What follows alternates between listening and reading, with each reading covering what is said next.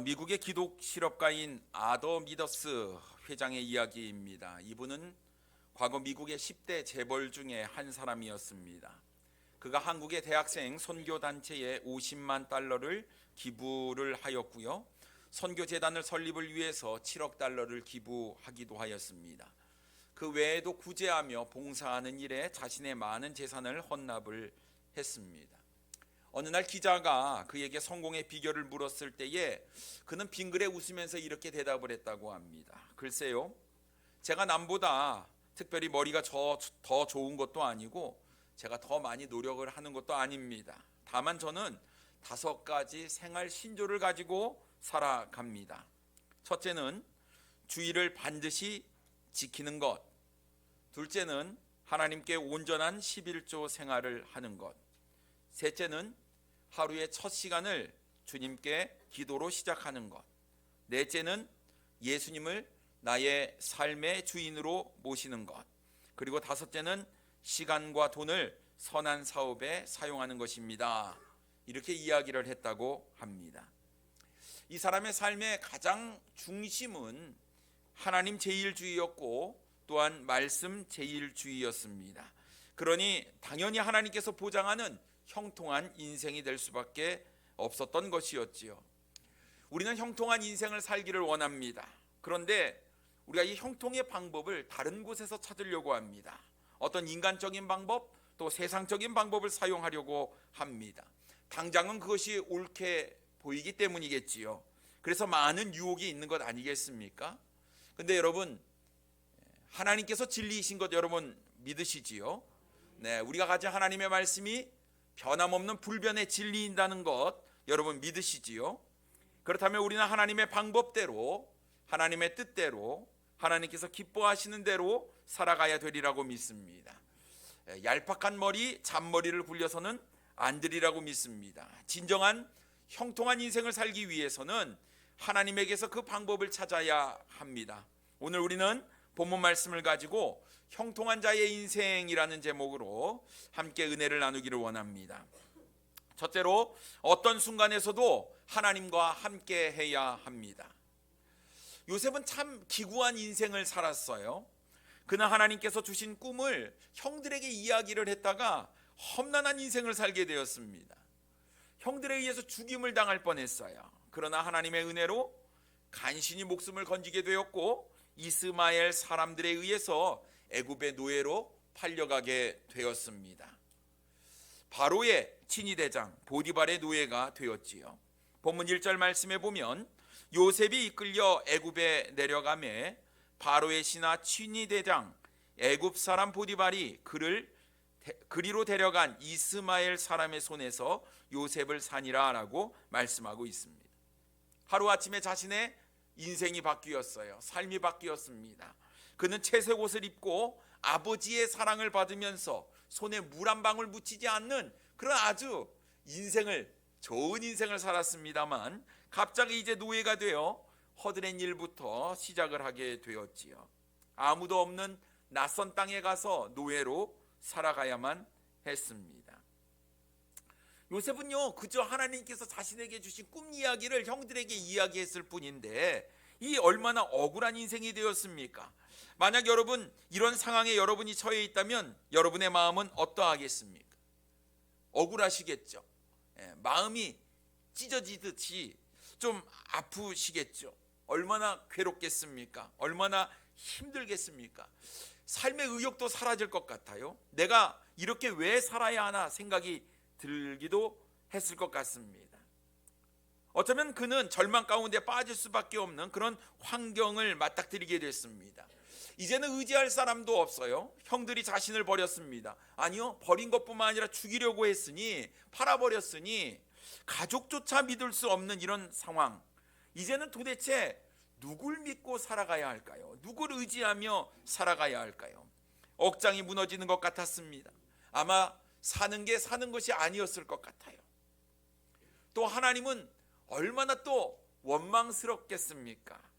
왜 나에게 이런 꿈을 꾸게 하셔서 죽을 뻔하게 만들었냐 하는 거예요. 왜 나에게 이런 꿈을 주셔서 애굽의 노예로 팔려가게 만들었냐 하는 것입니다. 하나님을 향한 원망과 불평이 막 쏟아져 나올 것 같습니다. 그래서 이제는 더 이상 나는 하나님을 섬기지 않겠다고 다짐하며 하나님을 버릴 수도 있었을 것 같아요. 그런데 요셉은 그렇게 하지 않았다는 사실입니다. 요셉의 믿음은요, 환경에 좌지우지되는 그런 믿음이 아니었어요. 내게 주어진 환경이 좋을 때는 하나님께 감사하며 하나님을 찬양하는 그런 믿음, 내게 주어진 환경이 나쁠 때에는 하나님을 막 원망하고 불평하며 저주하는 믿음, 이런 믿음이 아니었다라는 사실입니다. 요셉은요, 하나님 앞에 늘 신실했어요. 하나님을 믿었고 변함없이 상황에 따라서 좌지우지하는 것이 아니라 늘 하나님께 자신의 마음을 두고 살았던 사람이 바로 요셉이었습니다. 예를 들어 여러분, 컵에 물이 반이 들어 있습니다. 사람들이 이것을 가지고 다르게 생각을 하지요. 어떤 사람은 아직도 컵에 물이 반이 남았네 이렇게 이야기하는 사람이 있고, 어떤 사람은 아이고 겨우 이제 반이 남았네, 반밖에 안 남았네 라고 이야기를 하는 사람이 있습니다. 어떤 상황이나 환경을 보고 사람들이 다르게 생각을 한다라는 것입니다. 하나님께서 나에게 주신 것들을 어떤 사람은 감사하는 사람이 있는가 하면, 어떤 사람은 주신 것에 만족하지 못하고 겨우 이것밖에 안 주셨네 이렇게 이야기를 하는 사람, 늘 불평하고 감사하지 않는 사람도 있다는 사실입니다. 그런데 요셉은요, 억울한 것 같은 상황, 절망적인 상황에 있었지만 하나님을 원망하거나 불평하지 않았습니다. 그는 오히려 하나님을 더욱 붙잡았어요. 본문 2절 말씀에 보면 여호와께서 요셉과 함께 하심으로 그가 형통한 자가 되어 그의 주인 애굽 사람의 집에 있으니라고 말씀하고 있습니다. 하나님께서 요셉과 함께 하심으로 형통한 사람이 되었다고 성경은 기록하고 있습니다. 그렇습니다. 하나님은 언제나 우리와 늘 함께 하시는 분이십니다. 여러분 믿으십니까? 하나님은 요셉과 늘 함께 하셨어요. 형들에게 죽임을 당하려고 할 때에도 하나님은 요셉과 함께 하셨습니다. 요셉이 이스마엘 사람들의 손에 팔렸을 때에도 하나님은 요셉과 함께 하셨지요. 요셉이 보디발 장군의 집에 노예로 들어갔을 때에도 여전히 하나님께서는 요셉과 함께 하셨다라는 것입니다.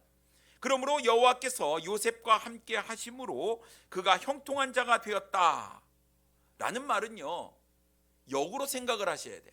늘 하나님께서는 우리와 함께 하지만 요셉도 하나님을 찾았고 하나님과 함께 했다는 이야기인 것이지요.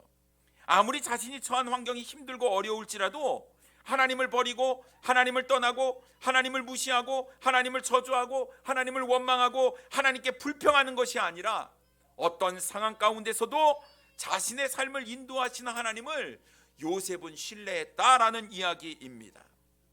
요셉은 하나님을 버리지 않았어요. 상황이 자신에게 어려울지라도 힘들지라도 감당하기 어려운 그런 극한 상황에 이르렀을지라도 여전히 나와 함께 하신 하나님을 요셉이 바라보았고 하나님과 함께하는 삶을 살았다고 성경은 이야기하고 있는 것입니다. 사랑하는 성님 여러분, 우리가 형통한 삶을 살려면 하나님과 함께 해야 합니다. 형통한 삶은 환경의 문제가 아니라 믿음의 문제입니다. 우리가 하나님과 함께 하느냐가 중요한 것이죠. 내가 아무리 절망적인 상황 가운데 빠져 있을지라도 하나님을 놓지 않는 것이 형통의 비결인 것입니다. 우리가 잊지 말아야 할 사실, 내가 어떠한 환경에 처해 있을지라도 어떤 순간에도 하나님은 우리와 늘 함께하고 계신다라는 사실입니다. 내가 고난 가운데 빠져 있을지라도 그때에도 여전히 하나님은 우리와 함께 하시고 계십니다.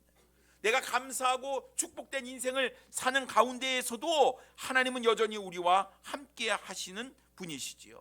언제나 함께 하시는 우리의 하나님, 여러분 이 사실을 믿으신다면 절대로 우리는 환경에 따라서 좌지우지 흔들리는 것이 아니라 하나님을 붙잡고 하나님을 놓지 않고 하나님과 함께하는 삶을 살아야 하는 것입니다. 보디발은요, 하나님께서 요셉과 함께하는 것을 보았어요. 하나님께서 요셉이 하는 모든 일에 형통하게 하시는 그 모습을 보디발이 본 거예요. 보면 3절에 이렇게 말씀하고 있지 않습니까? 그의 주인이 여호와께서 그와 함께 하심을 보며 또 여호와께서 그의 범사에 형통하게 하심을 보았더라라고 말씀하고 있습니다. 하나님께서 함께하는 자는 하나님께서 그를 범사에 형통하게 하신다는 것을 믿으시는 우리 사랑하는 성도님들 되기를 원합니다. 더 놀라운 사실은요, 내가 하나님과 함께하는지 함께하지 않는지 내 주변에 있는 사람들이 그것을 본다는 사실입니다. 믿지 않는 사람도 하나님께서 우리를 형통케 하시는지 안 하시는지를 본다는 것이에요. 그렇다면 하나님과 함께하는 삶은 어떤 삶일까요? 하나님의 뜻대로, 하나님의 기준대로 살아가는 삶이 형통한 삶, 하나님께서 함께하는 삶이라는 것을 우리는 잊지 말아야 하는 것입니다. 무엇이 중요합니까? 하나님이 중요한 거예요. 절대로 상황이 중요한 게 아닙니다. 그렇기 때문에 여러분, 우리는 세상적인 방법으로 살아가려고 하지 말아야 하고 하나님의 방법으로 살아가야 합니다. 여러분, 근면하셔야 돼요. 성실하셔야 됩니다. 항상 정직하셔야 돼요. 누가 보든지 보지 않든지 나에게 주어진 일, 하나님의 기준으로 이 일을 감당할 수 있는 사람이 되어야 하는 것입니다. 왜 보디발이 보았을 때 그의 삶이 형통한 인생, 하나님께서 함께하는 인생인 줄 알았겠습니까? 그가 매 순간 하나님을 찾았겠고, 매 순간 하나님께 나와 기도했겠고, 무엇이 있을 때에 하나님께 물었겠고, 하나님의 뜻대로, 하나님의 인도하심대로 세상 사람들이 볼 때에도 전혀 흔들림 없이 올바른 기준을 가지고 살아갔을 때에 보디발이 본 거예요. 여러분, 우리의 삶도 동일하게 그런 삶이 되어야 하는 것입니다. 내가 직장에 있을 때, 학교에 있을 때, 우리의 가정에 있을 때, 내가 어느 곳에 있든지 교회에 있을 때만 그리스도인의 모습이 아니라 내가 있는 그 자리에서 하나님의 방법대로, 하나님의 기준대로 살아갈 때 세상 사람들의 우리의 삶의 모습을 보면서 하나님께서 함께 하시는구나, 하나님께서 그를 형통케 하시는구나 라는 것을 우리의 삶으로 입증하는 삶을 우리가 살아야 될 줄 믿습니다. 하나님의 기준으로 살아가십시오. 하나님과 늘 함께하는 삶을 사십시오. 그럴 때 우리의 삶에 형통함이 있게 되리라고 믿습니다. 두 번째로, 우리는 축복의 통로가 되어야 합니다.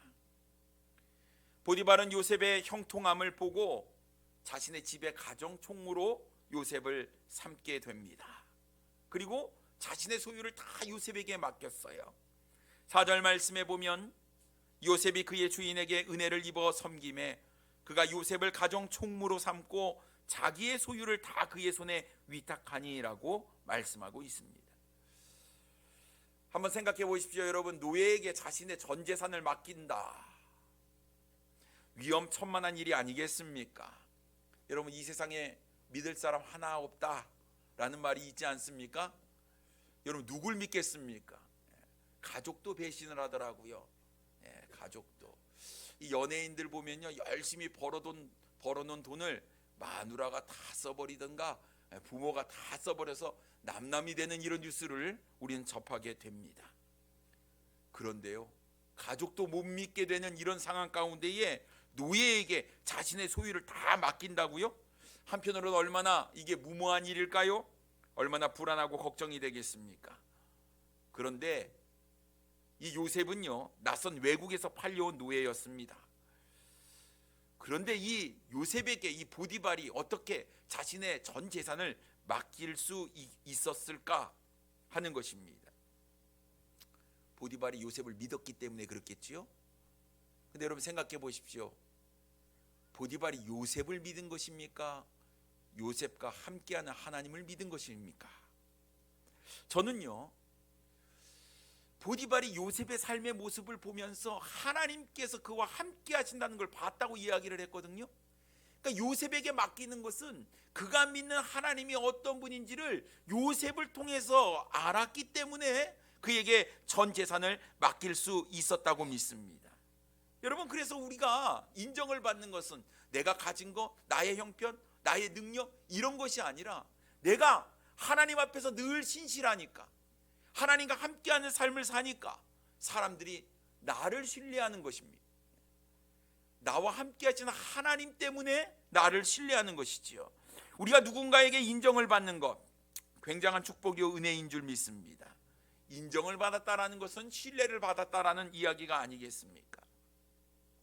어떤 분은 걸어다니는 백과사전처럼 정말 많은 것을 알고 있습니다만 절대 신뢰가 가지 않는 분이 있어요. 또 어떤 사람은 말은 잘하는데 정직하지 못해서 신뢰가 가지 않는 사람들도 있습니다. 우리의 모습은요, 여러분이 있는 그곳에서 누군가로부터 인정을 받고 신뢰를 받습니까? 여러분의 상사에게 신뢰를 받습니까? 여러분의 주변에 있는 사람들에게, 직장 동료에게, 친구에게 여러분 인정을 받습니까? 우리는 하나님께 인정을 받아야 할 뿐만 아니라 사람에게도 인정을 받아야 하는 것이지요.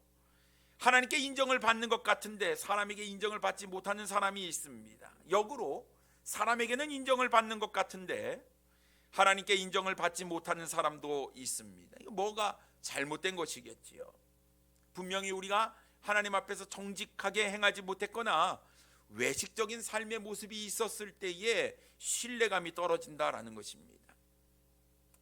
눈 가리고 아웅식 이런 믿음으로서는 우리가 절대로 하나님에게 인정받을 수도 없고 사람에게 인정받을 수도 없다라는 것이에요. 요셉이 어떻게 가정 총무가 되었을까요? 보디발이 함께하는 것을 봤어요. 그래서 맡겼습니다.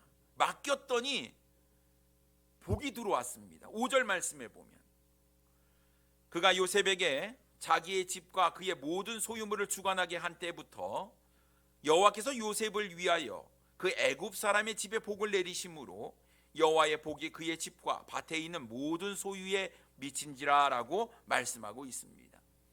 복이 들어온 때가 언제부터라고 성경은 기록하고 있습니까? 요셉에게 이 보디발의 집과 모든 소유물을 주관하게 한 때부터 복이 있었다 이렇게 이야기를 하고 있는 겁니다. 요셉은 사람들의 우려를 불식시켰어요. 하나님을 믿는 사람들은 분명히 다르다라는 것을 삶으로 보여주었습니다. 재산을 착복하는데 또 다른 데 이용하지 않았어요. 하나님의 방법대로 하나님의 원칙대로 주인의 돈을, 주인의 재산을 잘 관리하고 사용하였습니다. 그랬더니 하나님의 복이 주어진 거예요. 그런데 여러분, 이 보디발의 이 집에 모든 하나님의 복이 임하게 된 이유가 우리는 5절을 주의 깊게 살펴봐야 될 말이 있습니다. 여호와께서 요셉을 위하여 그 애굽 사람의 집에 복을 내리심으로라고 말씀하고 있어요. 그러니까 하나님께서 이 보디발의 집에 복을 내리신 것은 보디발 때문이 아니라는 사실이죠. 누구 때문이라고요? 요셉 때문이라고. 요셉을 위해서 복을 주었다 이렇게 말씀하고 있습니다. 그러니까 요셉을 형통케 하신 하나님께서 요셉이 보디발의 가정 총무가 되자 요셉이 하는 일을 형통케 하신 것이었습니다. 결국 요셉이 보디발 집에 가정 총무로 되었기 때문에 보디발이 덩달아 복을 받게 된 거예요. 그러자 이제 보디발은요, 자기가 먹는 음식 외에는 모든 것을 다 요셉에게 위탁합니다. 믿었더니 하나님의 놀라운 복이 임하는 것을 보고 자기가 먹는 음식 외에는 모든 것을 다 위탁을 했어요. 6절 말씀 보겠습니다. 주인이 그의 소유를 다 요셉의 손에 위탁하고 자기가 먹는 음식 외에는 간섭하지 아니하였더라. 요셉은 용모가 빼어나고 아름다웠더라라고 말씀하고 있습니다. 왜 자기가 먹는 음식 외에는 음식은 왜 빼놓고 했을까요? 여러분, 애굽 사람들은요, 히브리 사람, 다른 사람들하고 같이 식사를 하지 않는 관습이 있었습니다. 그래서 그것만 빼놓고 모든 것을 다 이 요셉에게 맡겼다고 성경은 이야기하고 있어요. 어떻게 되었을까요? 이제 집안 곳곳에 다 하나님의 축복이 임하게 되었던 것입니다. 자, 우리는 이 시점에서 생각해 봐야 될 것이 있습니다. 내가 있는 곳에 나는 하나님의 축복의 통로가 되어야 한다는 사실입니다. 내가 있는 곳에 하나님의 축복이 넘쳐야 하는 것이에요. 내가 있는 곳에 하나님의 은혜가 가득해야 하는 것입니다. 내가 있으면, 내가 있음으로 말미암아 분위기가 좋아야 하는 것입니다. 내가 있음으로 말미암아 관계가 좋아져야 하는 것이지요. 여러분, 그리스도인이라고 한다면 이 사실을 분명히 아셔야 하는데, 그리스도인은 축복의 땅으로 들어가는 것이 아니라 내가 들어감으로 인해서 그곳이 축복의 땅이 되어야 한다는 것입니다. 여러분, 좋은 직장을 찾는 것도 중요하지만 내가 있음으로 인해서 그 직장이 좋은 직장이 되게 만들어야 한다는 사실이지요. 그곳이 비록 애굽과 같은 곳이라고 할지라도 내가 들어감으로 인해서 그 장소가 편하고 그 사람들이 하나님께서 계시고 하나님께서 나와 함께함으로 형통케 하심을 볼 수 있도록 우리의 삶을 살아야 한다라는 것입니다. 어떻게 살아야 될까요? 여러분, 우리가 세상 사람들처럼 세상의 기준으로 살아가게 된다면 우리는 하나님의 이름을 나타낼 수 없어요. 하나님의 영광을 드러낼 수 없는 것입니다. 내가 있는 곳에 하나님의 축복이 있게 하려고 한다면 내 삶이 하나님의 기준에 합당한 삶을 살아야 하는 것입니다. 왜 우리가 부지런해야 할까요? 왜 우리가 근면하고 성실해야 할까요? 왜 주어진 일에 우리가 정직한 삶을 살아야 할까요? 그것이 하나님의 방법이요 원칙이기 때문에 그렇습니다. 요셉이 있는 까닭에 보디발 장군의 집이 복을 받았어요. 요셉이 애굽의 총리가 되었기 때문에 그 기근을 잘 견뎌낼 수 있는 축복을 누리게 되었다라는 것입니다. 이것이 그리스도인의 진정한 축복입니다. 환경이 중요한 게 아니에요. 하나님 왜 나를 이곳에 넣어 주셨습니까? 왜 나를 이곳에 두셨습니까? 우리는 때로는 우리의 환경을 원망하고 불평하며 하나님 앞에 온갖 못된 말들을 쏟아낼 때가 있는데 말이죠. 하나님께서 나를 통해서 그곳을 변화시키기 위해서 나를 그곳에 두셨다라는 사실을 여러분 기억하시기 바랍니다. 하나님과 함께하는 삶이 중요한 거예요. 여러분, 형통한 삶을 살기를 원하십니까? 내 삶에 하나님께서 늘 함께 하시는지 여러분 한번 살펴보세요. 직장 생활 가운데 늘 주님과 동행하는 그런 삶으로 여러분 일에 최선을 다하고 있는지 여러분 살펴보세요. 그저 기웃기웃 어떤 기회만 노리는 그런 모습이 아니라 정직하고 충성되게 나에게 맡겨진 일을 순종하면서 그 일을 최선을 다해서 감당하는 모습을 통해서 하나님은 역사하실 것이고 나를 통해서 놀라운 축복이 우리의 직장 가운데, 우리의 사회 가운데에, 우리의 가정 가운데에, 우리 학교 가운데에 하나님의 놀라운 축복이 임하게 되리라고 믿습니다. 그러니 여러분, 하나님의 방법대로 살아가는 것, 하나님의 원리대로 살아가는 것 정말 중요한 것입니다. 하나님께서 함께 하심으로 하나님의 놀라운 축복을 받게 될 것이고 나로 인해서 내가 있는 곳이 하나님의 축복이 가득한 곳이 될 것입니다. 우리는 축복의 통로가 되어야 하는 것입니다. 내가 있음으로 말미암아 하나님을 알게 되고 내가 있음으로 말미암아 하나님께서 주시는 복을 함께 누리는 그 은혜가 있게 되리라고 믿습니다. 사랑하는 성도님 여러분, 주님과 함께 하십니까? 주님의 마음, 주님의 마인드, 주님의 생각, 주님의 원칙, 주님의 원리를 가지고 여러분 살아가고 있습니까? 분명히 사단은 하나님의 방법대로 살지 못하도록 우리의 마음을 흔들어 놓을 거예요. 야, 이게 좋은 기회야. 이번이 좋은 기회야. 그걸 붙잡아. 그럴지라도 여러분, 부정한 방법, 잘못된 방법을 사용하지 않는 우리 사랑하는 성도님들 되기를 원해요. 하나님께서 진리시고 하나님께서 우리와 함께 하신다면 여러분, 하나님의 방법대로 살아갈 때 당장은 애굽에 팔려가는 죽음의 위기 가운데 넘어가는 그런 순간이 있을지 모르겠지만 반드시 하나님은 우리를 승리케 해주신다는 사실을 잊지 마시기 바랍니다. 하나님과 함께 하십시오. 그리고 내 주변에 있는 사람들에게 이 하나님의 놀라운 축복을 전해주는 축복의 통로가 되시기를 바랍니다. 그럴 때 우리의 삶은 형통한 인생이 되리라고 믿습니다.